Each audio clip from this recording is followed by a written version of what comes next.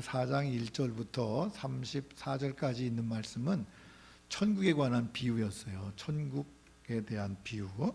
그래서 천국에 대한 비유를 한마디로 말하면 천국 복음이라고 하는 것을 주님께서 준비하시고 또 준비하신 것뿐만 아니라 땅에 뿌리시고 또 그리고 그것이 자라고 성장해서 열매를 맺도록 하시는 것. 그리고 이제 그 가운데 그 열매 맺는데 우리에게 성령 보내셔서 열매 맺도록 친히 도와주시는 그 모든 역사가 있다. 그런 것들을 4장 1절부터 34절까지는 말씀하시고, 그러다 보니까 이 복음을 준비하고 뿌리시고 또 자라게 하고 열매 맺게 하시고 또 우리에게 성령을 보내셔서 친히 도와주시는 그 모든 역사를 볼 때 우리를 구원하시는 하나님의 은총은 우리가 하는 일이 없고 주님이 다 하신다. 어떤 사람들은 신인 협력설이라고 말해요. 신인 협력설은 뭐냐면 하나님의 은혜를 주시고 우리가 이렇게 받아서 그래 둘이 협력해야 구원이 이루어진다 그러는데 그건 잘못된 생각이고요. 구원은 하나님이 일방적으로 우리에게 주시는 것이고 우리가 응답할 때 하나님께 우리 구원받은 그 자체가 우리의 것으로 만들어지는 줄로 믿습니다. 하나님께서 이 구원을 우리에게 주시고 천국을 우리에게 주셨는데 그 천국 주신 이유가 뭘까? 하나님이 우리를 위해서 다 해주시는 이유가 뭐냐? 그 이유를 많이 따져보니까 다른 거 없어요. 오직 하나님이 우리를 사랑하셔서 뭐 하셔서? 사랑하셔서 하나님이 우리를 사랑하셔서 우리에게 주시는 거죠. 그 하나님께서 우리를 위해 사랑하심으로 말미암아 우리에게 다 주시는 거예요. 그리고 나니까 예수님께서 이제 오늘 35절부터 있는 가운데 보면 천국 비유 말씀하신 다음에 이제 우리가 거라사로 건너가자 그런 말씀을 하셔요. 거라사로 건너가기 전에 우리가 꼭 기억해야 되는 거 하나 있는데 주님께서 복음을 땅에 뿌리시죠. 복음을 뿌리면 그 복음이 땅에 떨어져서 그것이 자라게 되고 나중에 가을이 되면 열매를 맺어요. 근데 그것이 그 모든 비유 복음이 우리 안에서 싹이 나고 열매 맺는 과정 속에서 정말 중요한 것은 하나님의 사랑이라는 거죠. 요한복음 3장 16절 저와 여러분이 잘 알잖아요. 하나님이 세상을 이처럼 사랑하사 독생자를 주셨으니 이는 그를 믿는 자마다 멸망하지 않고 영생을 얻게 하려 하심이라. 하나님이 우리를 사랑하셨다는 거예요. 그래서 하나님 편에서 주시는 것이 사랑이라고 한다면 그 사랑을 받은 우리가 느끼는 건 뭐냐면 그것이 은총이에요. 은혜인 거죠. 하나님은 우리를 사랑하시고 우리가 그거를 받았을 때 우리는 뭘 받았다? 은혜 받았다 그러는 거예요. 그러니까 은혜라고 하는 것은 하나님의 사랑이죠. 받을 자격이 없는 죄인에게 하나님께서 값없이 주시는 것이 은혜고 은총이고 또 그 은총, 그 모든 은혜 그것이 하나님의 나라, 하나님께서 우리를 사랑하셔서 우리에게 주시는 모든 것들인데 하나님의 나라를 우리에게 주시는 그 모든 것들이 하나님의 은총인 거죠.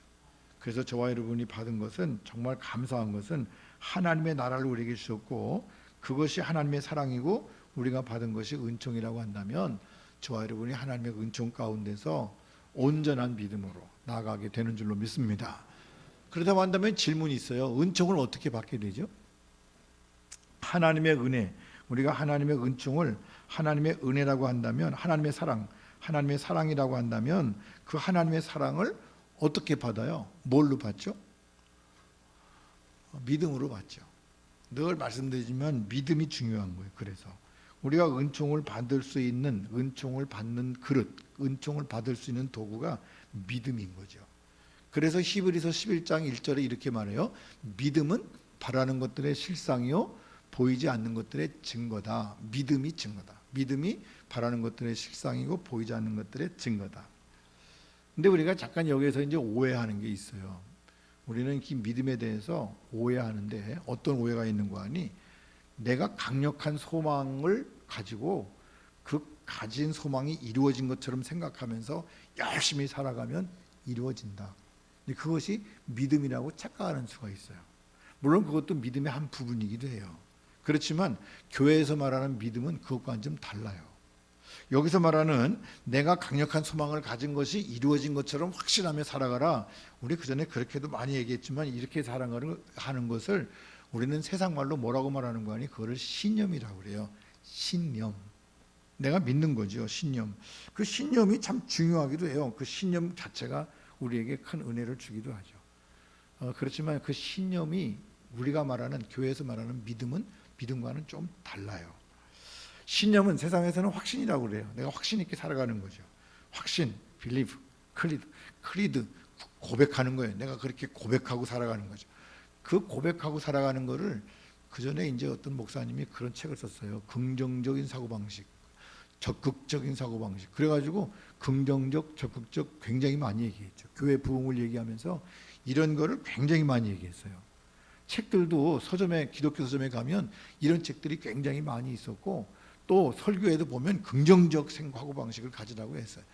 여러분, 이 긍정적인 사고방식은요, 예수 안 믿어도 돼요. 예수 안 믿어도 긍정적 사고방식을 가지고 사는 사람들이 잘 살아요.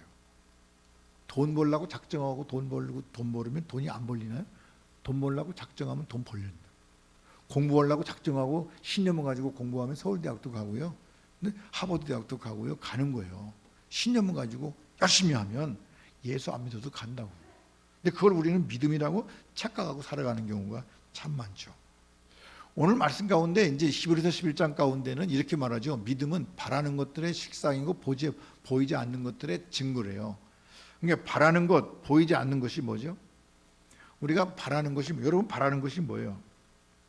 자꾸 이거를 물질적인 것으로 생각하니까 이 땅에서 우리가 바라는 것, 그러면은 뭐 높은 자리에 올라가고 많은 재물을 쌓고 부자가 되고 행복하게 살고, 이것을 얘기하는데 사실은 우리가 바라는 것, 그건 뭐냐면 하늘나라죠. 하나님의 나라. 세상 사람들은 이걸 뭐라고 말하는 거 아니? 좋은 곳, 그렇게 말해요. 죽어가는 사람에게 얘기할 때 뭐라고 그래요? 좋은 곳 가라고 하죠. 예수 안 믿는 사람들도 장례식장 가보니까 막 울면서 아빠, 엄마, 그래놓고 뭐라고 그래? 좋은 곳 가세요, 그러는 거예요. 모든 사람들이 다 어디 가기를 원해요? 좋은 곳 가기를 원하는 거예요. 근데 그 좋은 곳이 우리 예수 믿는 사람들에게는 그것이 하나님의 나라고 그것이 하늘이에요. 오늘 우리가 믿음을 가지고 오늘 이 땅에서 우리가 하나님 나라를 가지고 누리며 사는 줄로 믿습니다. 또 우리가 그 나라를 가는 줄로 믿습니다. 그래서 우리는 죽음에 대한 두려움이 없어요. 사실은 예수 믿는 사람들은 뭐 별로, 물론 궁금한 것도 있고 좀 무서운 것도 약간 없을 수는 없겠지. 그렇지만 사실 세상 사람들보다 훨씬 더 강하고 담대한 그런 경우가 있어요. 그런 것들이 믿음이죠. 그러니까 사실 따지고 보면 모든 사람들이 바라는 것, 그럼에도 불구하고 바라기는 하는데 보이지 않는 것, 세상 사람들에게 안 보이는 것, 그게 뭘까요? 하늘나라. 하나님 나라는 바라기는 하는데 안 보여. 그러니까 있는지 없는지 모르니까 없다고 하면서도 끝에 가서는 뭐라고 말하는 거 아니? 좋은 곳으로 가고 싶은 거죠. 다 좋은 곳으로. 근데 하나님께서는 그 하나님의 나라, 그 좋은 것을 우리에게 주시는 것을 뭐라고 말하는 거 아니? 은총이라고 그런댔어요. 하나님의 사랑으로 은총을 우리에게 주시는데 그 은총을 주시는 것을 믿음으로 받아요. 그 믿음으로 받는다는 얘기는 뭐죠? 그러면 여기서 말하는 믿음이라고 하는 것은 은총 앞에 내 영혼을 내놓는 거예요. 하나님의 은총 앞에 내 영혼을 맡기는 거죠. 그것이 뭐예요? 믿음이에요. 세상이 말하는 확신, 신념 이런 것이 아니라고요. 물론 그것도 포함은 돼요. 우리가 세상에 살아가면서 신념을 가지고 열심히 하면 못하는 것이 없죠. 다 된다고요. 그런데 문제는 뭐냐면 정말 중요한 것은 하나님의 나라를 우리가 갖는 거예요. 영혼 앞에, 하나님의 은총 앞에 내 영혼을 내놓는 것, 의탁하는 것, 이걸 우리가 다른 말로 말하면 뭐라고 말하는 거니? 회개하고 그러는 거죠. 내가 안 된다고 하는 것을 알고 그걸 깨닫고 그리고 하나님 앞에 내 영혼을 맡기는 거예요. 그것이 뭐죠? 회개하는 거죠. 그러면 회개하면 어떤 일이 일어나요? 회개하는 영혼에게 하나님의 나라가 이루어져요. 그래서 이런 모든 것들이 실상으로, 증거로 나타나는 거죠. 바라는 것들이 실상으로 나타나야 된대요. 여러분, 그러니까 하나님의 나라가 보이지는 않지만 내가 하나님의 나라를 가짐으로, 내가 하나님께 나 삶을 맡김으로 말미암아 내 삶을 통해서 하나님의 나라가 보여져야 된다는 사실이에요. 여러분 우리 모두가 다 하나님의 나라를 보여주고 살아가는 은혜로운 삶이 될 수 있기를 간절히 바랍니다. 그래서 하나님의 나라를 살아가는 모습들이 보여야 되는 거죠. 저 사람은 하나님 나라에 살아. 하나님 나라에 살아. 교회 안에서도 마찬가지예요. 땅에 속한 사람이 아니라 하나님의 사람, 하나님의 나라에 사는 것을 나타내는 것이고, 바라는 그리고 하면 보이지 않는 것들을 보여줄 수 있는 그런 삶이 뭐예요? 믿음의 삶이죠. 저와 여러분이 그런 믿음의 삶이 주 안에서 있기를 간절히 바랍니다. 그리고 믿음은 뭐냐면 하늘을 주시려는 은총을 받아들이는 거예요. 받아들인다고 하는 말은 복음을 믿는 거죠. 믿음. 그러니까 아까 거와 연결하면 회개하고 복음을 믿는 것을 우리는 뭐라고 말해요? 그것이 믿음이에요. 회개하고 하나님의 복음을 받아들이는 것, 그걸 우리는 믿음이라고 그러죠. 믿음. 그 믿음이 저와 여러분 가운데 있기를 간절히 바랍니다. 그 믿음을 우리가 얘기하지 않으면 오늘 믿음에 대한 얘기가 아니면 그 다음에 설명이 안 되니까, 그렇죠. 근데 그 믿음이라고 하는 것은 어떠냐? 믿음에도 수준이 있대요. 믿음에도 수준이. 그 성경은 뭐라고 말하는 거 아니? 바울 사도가 이런 말을 했어요. 오직 사랑 안에서 참된 것을 하여 범사에 그에게까지 자랄지라. 그는 머리니 곧 그리스도라. 그러니까 그에게까지 자라래요. 믿음은 자라야 되는 건데, 다시 말하면 수준이 있다는 거예요. 수준이. 요즘 아이들이요, 태권도 배우러 가니까, 태권도 배우러 가면 이렇게 뭐 하나씩 주죠. 이렇게 띠라고 하는 띠. 그 태권도 하는 사람들은 띠가 굉장히 중요해요. 그럼 맨 처음에 태권도 배우러 가면 무슨 띠를 주죠? 흰띠, 하얀 거 주는 하얀 거. 아, 잘하는 하얀 거. 하얀 띠를 주는 거예요. 그러면 옷도 흰색인데 흰띠를 매니까 폼 날까 안 날까? 폼이 안 나. 폼이 안 나. 그러니까 도복을, 그 전에 지금은 애들이 가방에 넣고 다니지만 저 어렸을 때 도장 가는 애들은 도복을 끈으로 묶어가지고 이렇게 어깨에다 걸치고 다녔잖아. 근데 흰띠를 딱 매가지고 걸치고 다니는 사람 봤어 안 봤어? 그런 사람은 없어. 흰띠를 메고 다니는 사람 없다고. 그 다음에 흰띠를 벗어나면 무슨 띠를 주죠? 노란띠를 주는 거야. 노란띠를 벗어나면 무슨 띠를 준다고? 파란띠. 파란띠를 벗어나면 무슨 띠를 주죠? 빨간띠. 빨간띠 벗어나면 무슨 띠를 주죠? 검은띠. 이게 지금 하얀색부터 지금 계속해서 올라가는 거예요. 띠가 올라가는 거. 하나씩 하나씩 올라가요. 그래서 맨 나중에 제일 폼나는 건 뭐냐면 검은 띠를, 흰 도복에다가 검은 띠를 묶어서 어깨에다 탁 메고 그리고 걸어가면 얼마나 폼나는지 몰라. 다른 사람들이 다 부러워해. 여러분, 우리의 믿음도요, 교회 다니면서 흰띠 메고 다니지 말자고. 폼 안 나게 흰띠 메고 맨날 흰띠 메고 다니면서 그냥 나 교회가 그런데 맨날 흰띠야.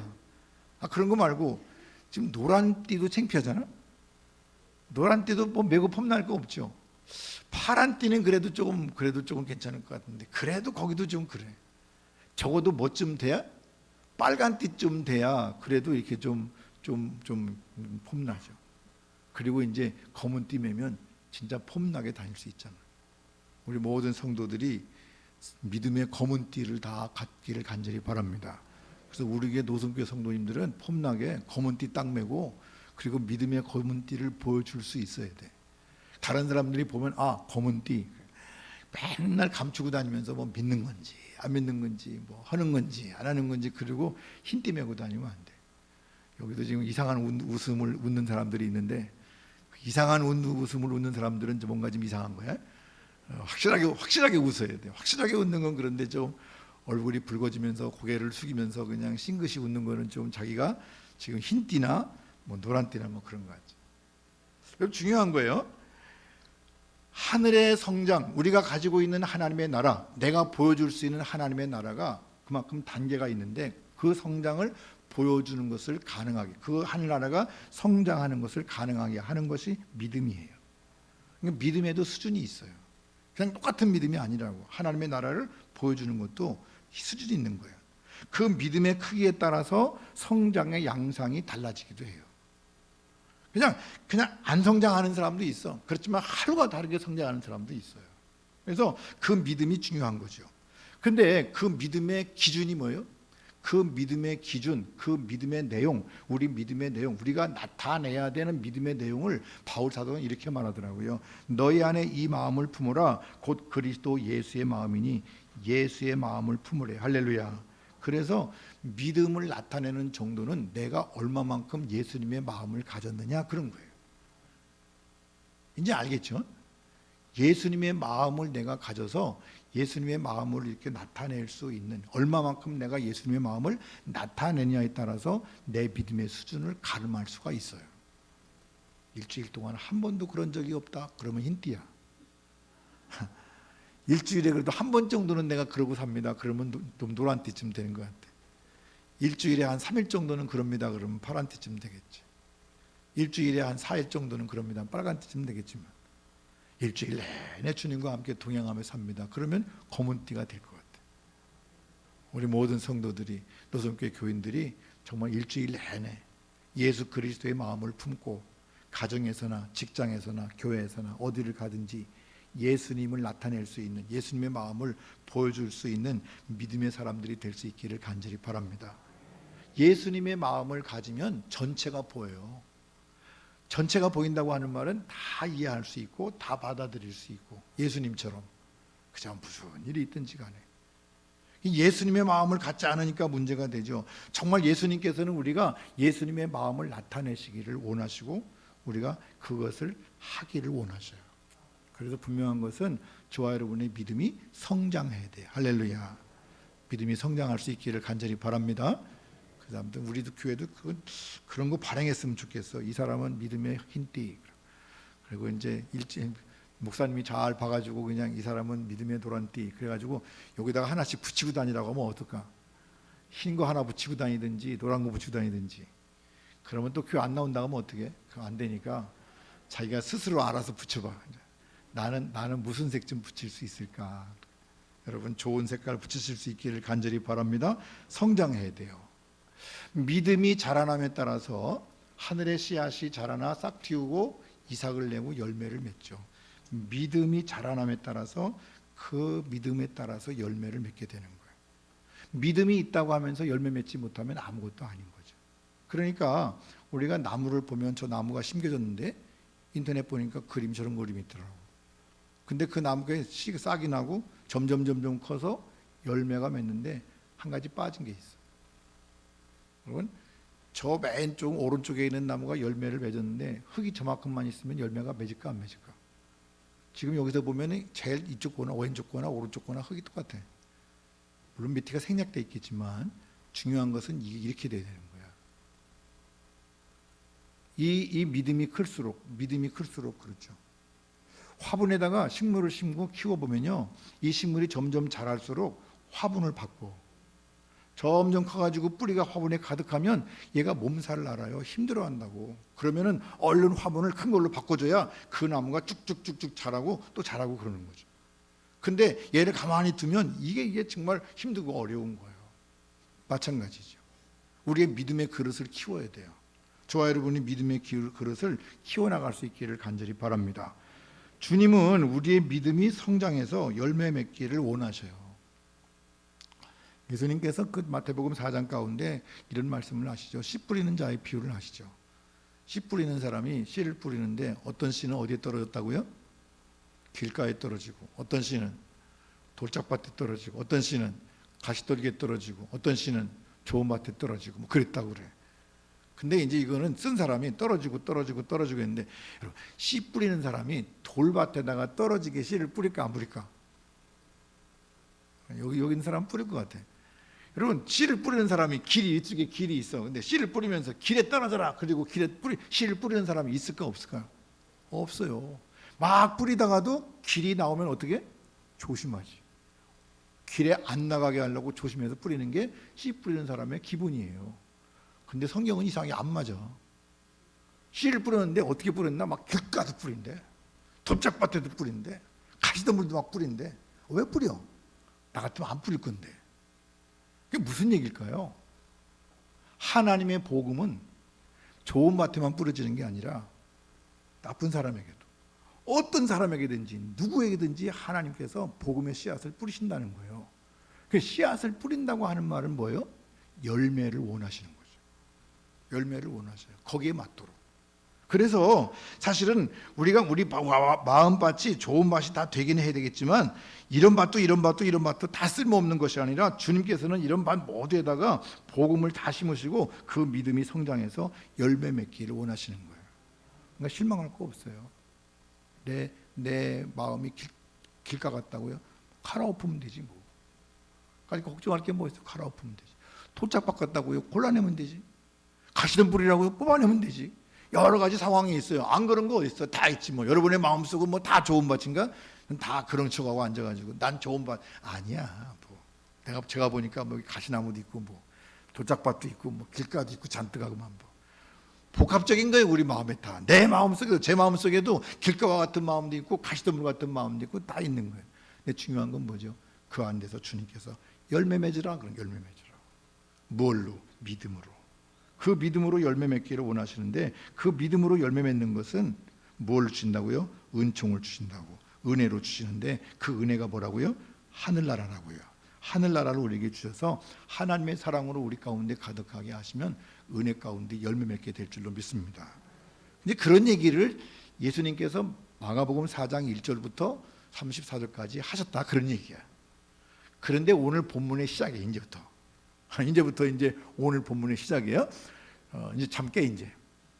졸면 안 돼. 지금부터 졸면 안 돼 이제. 자, 그 뒤로 예수님 뭐라고 말씀하시는 거 아니? 그날 저물 때에 얼마나 설교를 오래 하셨는지 저녁 때까지 하셨대. 저도 오늘 저녁 때까지 했으면 좋겠어요. 저녁 때 전날 저물 때에 제자들에게 이르시되 우리가 저편으로 건너가자 그러시더래요. 그날이 무슨 날인데? 그날이 이런 날이에요. 바닷가에서 많은 사람들에게 비유를 말씀하시는데 그 비유가 뭐죠? 천국 비유를 말씀하시면서 천국에 대해서 다 얘기하신 다음에 아니 예수님이 밑도 끝도 없이 왜 갑자기 저편으로 건너가자 그랬을까? 설교를 마친 다음에 결론을 낼 때 설교를 다 했으니까 여러분 저부터도 이렇게 살아야 됩니다. 그렇게 사세요. 그럴 텐데 예수님은 설교 다 하신 다음에 야 건너가자 그렇게 말씀하셨대. 왜 건너가셨을까? 오늘 주제예요. 그게 왜 예수님께서 건너가자고 하셨을까? 배를 타고 건너가야 될 목적지. 그냥 예수님께서 쉬러 가셨을까? 그냥 가셨을까? 아니에요. 예수님이 하신 모든 것에는 이유가 있고 의미가 있고 예수님께서 가르치시는 교훈이 있죠. 우리가 배를 타고 건너가야 되는 목적지가 있어요. 주님과 함께 가기를 원하시는, 주님이 함께 하기를 원하시는 그곳이 있죠. 그것이 뭐죠? 예수님께서 배 타고 저리 건너가자 하실 때 그것이 바로 우리의 믿음의 성장과 관련 있는 얘기를 말씀하시고자 하시는 거예요. 그 사건 속에서 가르쳐 주시는 거예요. 그래서 예수님께서 말씀하시기를 이 편에서 저 편으로 가자. 그 사이에 무슨 얘기가 있어요? 이 편에서 저 편까지. 무슨 얘기일까요? 예수님께서 제자들이 배를 타고 건너가는 과정 속에서 또 영혼 안에서 하늘을 키워가는 믿음의 과정, 이런 모든 것들을 얘기하는 장면이 바로 이 편에서 저 편으로인데, 그래 이 편에서 저 편으로가 그럼 무슨 얘기냐 그런 거예요. 갈릴리 호수가 이렇게 생겼어요. 갈릴리 호수는 이 갈릴리 호수 주변에 예수님께서 늘 거니시고 다니셨는데 저 위에 있는 꼭대기에 있는 산이 헐몬산이에요. 이게 조금 보이는데 헐몬산에서 그 헐몬산은 높은 산이기 때문에 늘 그 만년설이 위에 있어요. 그래 그 눈이 녹으면 밑으로 내려와서 이제 산 밑으로 흐르는데 이게 땅 속으로 다 스며요. 그래 땅 속으로 스민 다음에 이게 어디로 나오는 거 아니? 갈릴리 호수 바로 밑에 쪽으로 나오게 돼 있어요. 여기서 헐몬산에서 이쪽으로 물이 흘러가지고 이쯤에서 물이 퐁퐁퐁퐁 쏟아 나오면서 그러면서 이 갈릴리 호수를 채우게 돼 있죠. 그리고 그 주변에 이제 예수님께서 움직였던 것이 디베리아 바다, 디베리아라고 하는 것, 티베리우스의 황제 이름을 따서 티베리우스, 지금 디베라라고 그래요. 그리고 이제 그 가파르나움이 있고, 그리고 예수님의 주 활동 부대가 바로 이쪽이었어요. 거기서 예루살렘까지 왔다 갔다 하셨는데 주로 여기에서 활동을 하셨죠. 갈릴리 호수가 얼마나 큰 호수인가 하니 갈릴리 호수의 길이가 21km쯤 돼요. 21km쯤 되니까 4, 5, 20, 한 50m쯤 되고, 그 다음에 넓은 곳이 12km니까 4, 3, 12, 한 30m쯤 되고, 좀 좁은 곳은 8km, 한 20m쯤 되고. 그러니까 사실은 이 호수가 굉장히 큰 호수이기 때문에 이스라엘 사람들은 여기를 뭐라고 부르는 거니? 바다라고 불러요. 바다. 우리는 호수라고 부르는데 이 사람들은 바다라고 불러. 왜? 여기 이스라엘은 물이 별로 없어요. 딱 하나 호수 이것밖에 없다고. 그리고 밑에는 사해예요. 그러니까 이스라엘 사람들은 무조건 여기는 갈릴리 푸른 바다야. 바다라고 부르는데 어쨌든 큰 바다예요. 근데 예수님께서 이 편이 어디예요? 이 편은 가버나움 쪽이에요. 예수님께서 말씀을 주로 전하신 곳이 가버나움인데 예수님께서 저편으로 건너가자 그러는데 저편은 어딘가 하니 5장 1절 말씀 가운데 보니까 거라사라고 하는 지역이 있잖아요. 거라사. 근데 예수님께서 이 편에서 저 편으로 건너가자 하시는데 왜 배 타고 가셨을까요? 여기는 호수니까 이렇게 걸어가도 되잖아. 이왕이면 사람들 다 데리고 걸어가시지 하필이면 왜 몇 명 타지도 못하는 배를 타고 가셨을까? 그 이유가 있죠. 예수님께서 제자들에게 뭔가를 가르치시기 위한 거죠. 배를 타고 건너가야 될 목적지가 거라사예요. 물론 거라사라고 하는 지형에 따라서 거기 설명하려고 하는 건 아니고 거기를 건너가는 얘기를 하는 거예요. 지리적인 사건이지만 이 지리적인 사건을 신앙적인 사건으로 이렇게 바꾸면 지도를 빼고 나면 이 편에서 저 편밖에 안 남아요. 이 편에서 저 편으로 건너가는 거예요. 예수님이 배를 타고 이 편에서 저 편으로 건너가자. 그리고 배를 타고 가시면 배를 타고 떠나심과 동시에 이쪽에는 예수님이 안 계셔. 그래 안 그래? 생각하고 들어요? 그냥 가만히 계시면 제가 잘 몰라. 반응이 있어야 돼. 그냥. 마스크를 써놓으니까 도대체 모르겠어. 그냥 눈빛으로라도 얘기하세요. 끄떡끄떡하든지. 이쪽에서 배를 타고 저쪽으로 건너가자. 그리고 배를 타고 가시면 그때부터 이쪽에는 예수님이 안 계셔요. 점점 예수님이 배를 타고 가면 갈수록 점점점 예수님과 멀어지는 쪽이죠. 그죠? 근데 저쪽은 어떤 곳이에요? 저쪽은 예수님과 함께 건너가야 될 곳이에요. 여러분, 이스라엘 백성들에게 지금도 마찬가지지만 역사적으로 이스라엘을 지탱하는 신앙의 기둥이 되는 사건이 있어요. 오늘 우리도 성경을 보면서 예수 믿는 사람들에게 귀한 기둥이 되는 사건이 있어요. 그걸 우리는 출애굽이라고 그래요. 출애굽기는 굉장히 중요해요. 우리 믿음의 삶도 계속해서 출애굽에 대한 얘기를 하잖아요. 출애굽해서 가는 거죠. 어디를?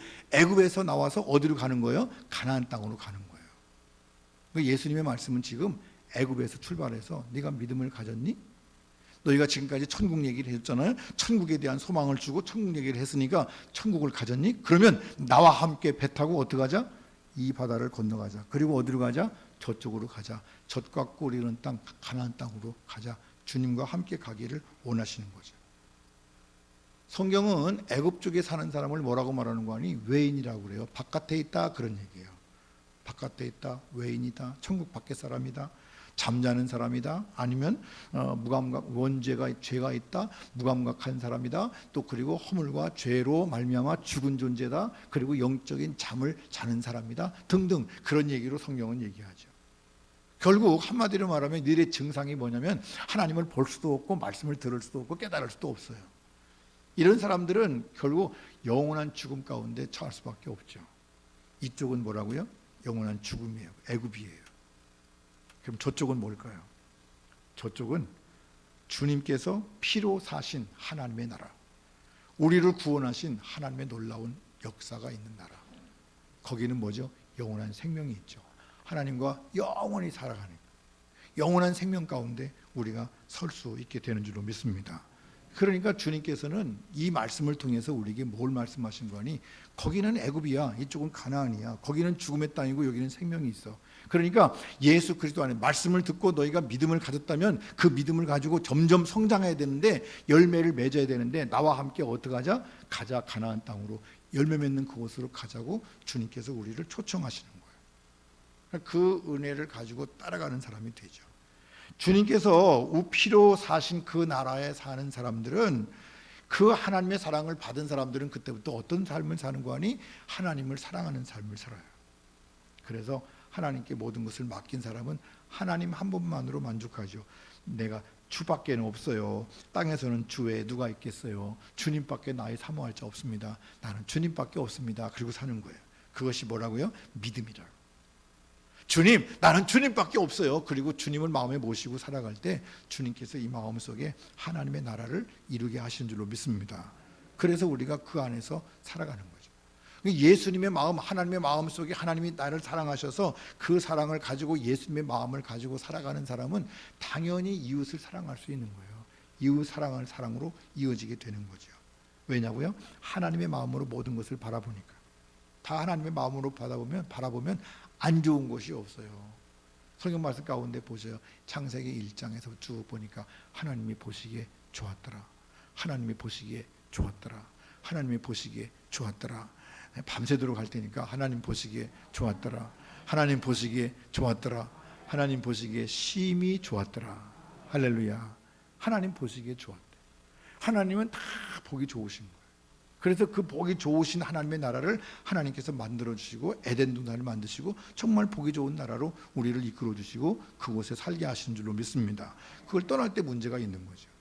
하나님 안에 있으면 우리는 평강이 와요. 마음속에 기쁨이 오죠. 이걸 우리는 샬롬이라고 말해요.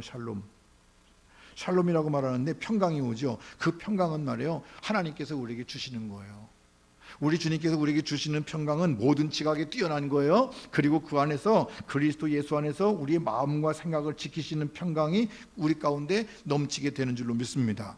그래서 하나님의 주시는 평강은 모든 지각을 뛰어넘는 거예요. 상상을 초월하는 것이고 모든 두려움에서 벗어나는 것이고 근원적인 거예요. 기본적으로 정말 그 안에서 근본적으로 샘솟듯 솟아나는 평화를 우리에게 주시고 우리로 하여금 그래서 기쁨의 삶을 살게 하신 줄로 믿습니다. 그래서 주님을 마음에 모시면 그때부터 기쁜 거예요. 상황이 그래서 기쁜 것이 아니라 주님이 내 마음에 계시기 때문에 기쁜 거예요. 그 기쁨을 누리는 여러분 되시기를 간절히 바랍니다. 여러분, 태권도가요, 검은 띠 딴 사람들은 함부로 움직이진 않아. 근데 이 사람은 늘 당당해. 늘 기뻐. 왜? 실력이 있으니까. 자기가 가지고 있는 게 있으니까.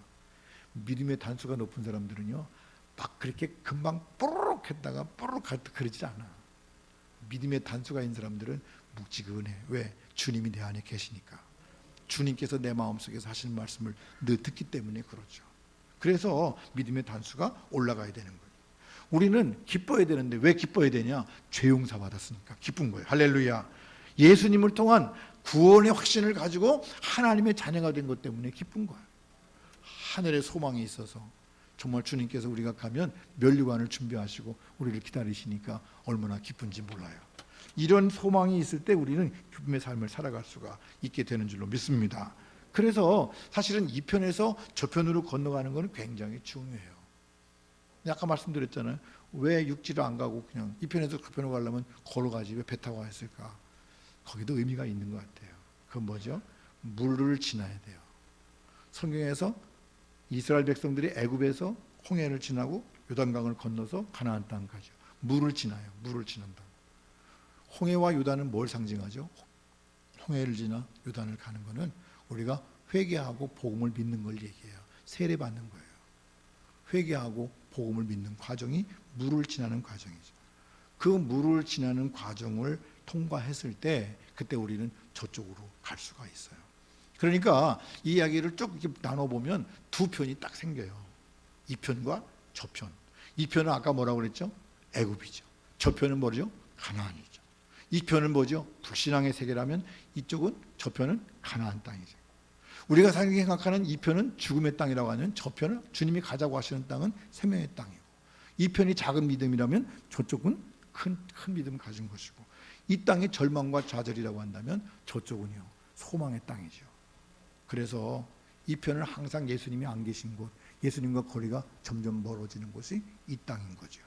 그래서 주님은 이곳에서 복음을 전하셨지만 그 복음을 믿는 모든 이들에게 이 땅에서 저쪽으로 건너가자가 그렇게 말씀하세요. 그 땅은 어디죠? 주님의 마음으로 주님과 함께하는 곳이, 그곳이 정말 아름다운 땅이죠. 그래서 우리도 여기를 이렇게 건너가야 돼요. 건너간다고 하는 말을 영어로 보니까 패스오버라고 그래요. 패스오버는 이렇게 넘어간다는 얘기예요. 좀 넘어갈 수 있어요. 좀 넘기자고요. 작은 믿음에서 큰 믿음으로, 저와 여러분이 좀 믿음이 성장해서 하나님의 나라를 보여줄 수 있는 확실한 믿음으로 주님과 함께 동행하면서 갈 수 있어야 될 줄로 믿습니다. 근데 예수님 타고 가신 배가 좀 컸으면 좋겠는데 요즘에 이제 그 갈릴리 호수에서 밑바닥, 진흙바닥에서 옛날의 배 조각을 쏙 진흙에 묻혀가지고 다 상하지 않고 남은 조각들을 이렇게 모았대요. 저게 이제 그 모습인데, 그게 이제 이렇게 조사를 해보니까, 과학자들이 조사를 해보니까 한 2000년 된 거를, 2000년쯤 됐으면 저 배가 예수님 시대의 배일 거다 그런 거예요. 근데 저 배가 별로 안 크더라고. 그래서 여러분이 인터넷 가서 예수님의 배 그러고 치면 이 배가 나와요. 근데 저만 했을 것 같은데, 저 사람들과 한번 비교해 보면 저 배에 12명, 예수님까지 13명이 탔다고 그러면 저 배가 넉넉할까? 뒤집을까? 뒤집어질 것 같아. 저기를 왜 타? 여러분, 그 배에 타는 게 편할까? 안 타고 그냥 있는 게 편할까? 안 타고 있는 게 편한 거예요. 저 배에 타는 순간 비좁아. 그리고 물결이 움직이면 움직일 때마다 불안하고 초조한 거예요. 이 얘기는 다음 주에 할 거예요. 근데 중요한 것은 예수님이 이 배에 타자는 거예요. 나랑 같이 타자. 그리고 어떻게 하자? 우리가 저편으로 건너가자. 저편으로 건너가자. 저는요, 설교 준비하면서 이 말에 참 은혜를 받았어요. 저편으로 건너가자. 주님이 저한테도요, 야, 김 목사, 저편으로 건너가자. 그러시더라고요. 저는요, 예, 갑시다. 주님 가시는 데까지 못 갈 게 뭐 있습니까? 가시죠. 뭐. 여러분도 건너가셔야 돼. 우리 사랑하는 모든 성도들이 정말 우리가 예수님께서 가자! 저편으로 건너가자! 그러면 예! 가십시다! 그리고 가는 사람이 돼야지. 이거저거 상황 보고 안 되겠는데요. 이거 좀 배가 작은데요. 이거 갖고 안 되니까 2번 갈까요? 여러분, 그럴 거 없이 그냥 맡기세요. 그게 뭐죠? 믿음이라니까. 하나님의 은총에 나 자신을 맡기고 그 은혜를 받아들이고, 그리고 하나님 나라를 보면서 주님께서 말씀하시는 이쪽에서 저편으로 건너가자 하실 때 여러분 마음 먹고 결단하고 건너감으로 믿음이 성장하고 그 믿음 속에서 하나님의 은혜를 나눌 수 있는 복된 우리 성도들 다 될 수 있기를 주님의 이름으로 간절히 축원합니다. 기도하십시다. 사랑과 은혜가 풍성하신 아버지 하나님, 은혜를 진심으로 감사를 드립니다. 저희를 사랑하셔서 오늘 이 아침에도 부르시고 또 하나님의 귀한 말씀을 듣게 하시니 감사합니다. 주님께서 믿음으로 사는 우리에게 저편으로 건너가자고 말씀하십니다. 이 편의 삶이 너무 좋지만 그럼에도 불구하고 주님은 배를 타고 그곳으로 건너가기를 원하시는데, 주님, 저희들 머물러 있지 않고 건너가게 하여 주시옵소서. 주님을 따라가게 하여 주시옵소서. 담대한 믿음을 주시옵소서. 우리의 믿음의 수준이 점점 성장해서 하나님의 나라를 많은 사람들에게 보여주고 그리고 나타내고, 그리고 그 속에서 우리가 승리하는 믿음의 삶을 살아갈 수 있도록 도와주시옵소서. 예수님의 이름으로